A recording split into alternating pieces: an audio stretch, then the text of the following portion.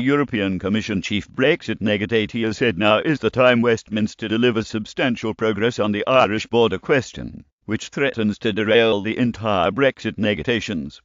EU bosses only agreed to negotiations moving on to the UK's post-Brexit relationship with the bloc after Mrs May promised a hard border wouldn't emerge on the island of Ireland as part of the EU split.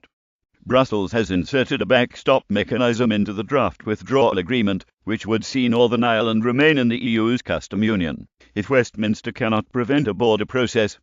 British negotiators presented two plans to Brussels as part of their negotiations, but both were swiftly rejected, leaving the question still unanswered.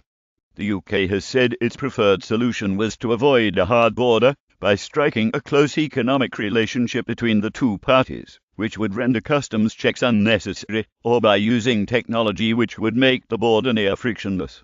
But to Brexit news, Michel Barnier warns talks may fail if I can't deliver Irish border solution. Speaking in Ireland as part of his Brexit tour, Barnier said, "I am not only a friend of Ireland, I am also the negotiator for Ireland."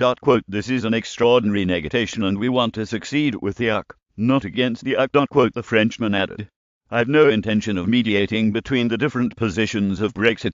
There is full support for Ireland from all EU member states and EU institutions. On our side, when I proposed to the Commission the draft treaty, translating all the agreed positions with the UK in December, including the Irish issue, we have put in this draft treaty a backstop operation solution for Ireland. Since the proposal, Theresa May has agreed the principle of a backstop, and she also accepted to work on several points mentioned by our proposals. I think we have to use the time to now to June and June to October to find the operation solution for Ireland and Northern Ireland. Mr Barnier said he is ready to work on any proposal but conceded there is a risk the talks could fail unless Britain's proposal complies with the EU's single market fundamentals.